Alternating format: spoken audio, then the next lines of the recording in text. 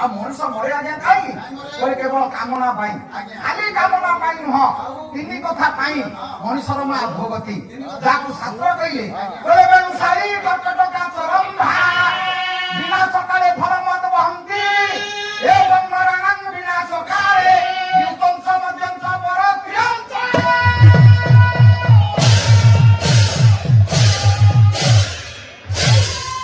ବେଣୁ ବାଉଁଶ ଗଛରେ ଯେତେବେଳେ ଶସ୍ୟ ଆସିବ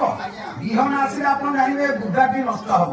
ଇଏ ମରିବ ଅଳ୍ପ ଦିନ ଭିତରେ ଫଳ ଧରିଲେ ବାଉଁଶ ଗଛ ମରେ ଶାଢୀ ଧାନ ଧାନ ଯେତେବେଳେ ପାଚିଯିବ ଆପଣ ଜାଣିବେ ଆଉ ଅଳ୍ପ ଦିନ ପରେ ଇଏ ମରିବ କଟା ହବ ରମ୍ଭା କଦଳୀ ଯେତେବେଳେ ପାକଳ ହବ ଆପଣ ହାଣିବେ ଗଛକୁ କଦଳୀ ଆଣି ତରକାରୀ କରିବେ କର୍କଟ କଙ୍କଡା ଯେତେବେଳେ ଛୁଆ ଧାରଣ କରିବ ପେଟରେ ଆପଣ ଜାଣିବେ ଇଏ ନିକଟ ଭବିଷ୍ୟତରେ ମରିବ କାଚ ତେଲୁଗୁଣି ବିମ୍ବ ଦବ ଛୁଆ ଗୁଡାକ ସୃଷ୍ଟି ହବା ପରେ ସେ ଆପେ ଆପେ ମରିକି ଶୋଇବ ପିଲା ଜନ୍ମ କରିସାରି ଇଏ ମରିବ କବି କହିଲେ ଏମାନେ ଫଳ ଧାରଣ କଲେ ମରନ୍ତି ଏମାନେ ଯଦି ଗୋଟାଏ ଗୋଟାଏ ଫଳ ଧାରଣ କରି ମରନ୍ତି କବି କହିଲେ ମଣିଷର ତିନିଟା ଫଳ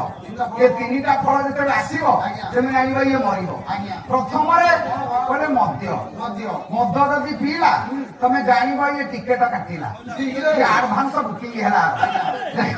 ତାପରେ ଜିତ ପଶା ଖେଳିବ ମଦ ଖାଇଲେ ମଣିଷକୁ ପଇସା ପାଇବନି ପଇସା ନ ପାଇଲେ ସେ ବିଚାର କରିବ ମୁଁ ଯଦି ଜୁଆ ଖେଳିବି ଲାଭ ପଇସାରେ ଖାଇଦେବି ଜୁଆ ଖେଳୁ ଖେଳୁ କେତେବେଳେ ଜୁଆ ଖେଳାଳି ମଦ ପିଆଳି ଇଏ ମାଇକ ସହିତ ତା ବେକରୁ ମଙ୍ଗଳସୂତ୍ର ବିକ୍ରି ଖାଇଦେବି ସିଏ ଯଦି ଖୋଜିବ ସେ କଣ ତୁ କୋଉଠି ଗାଧେଇଲା ବେଳେ ପକେଇ ଦେଇଥିବୁ ନା ଏଇ ମଣିଷ ମଦ ପିଇବ ତାପରେ ଜୁଆ ଖେଳିବ ଏ ଗରିବ କଥା କରି ସାରିଲେ ଯେତେବେଳେ ଦେଖିବେ ସେ ଅଧୋଗତି ବେଳ ଆସିବ ପର ସ୍ତ୍ରୀ ଅଂଶ ପର ଝିଅକୁ ପଛରେ ଗୋଡେଇବ ଆଉ ପର ଝିଅକୁ ପଛରେ ଯେ ଗୋଡେଇଛି ତାର ତ ମୃତ୍ୟୁ ସୁନିଶ୍ଚିତ ତାକୁ କେହି ହେଲେ ରଖିବେନି।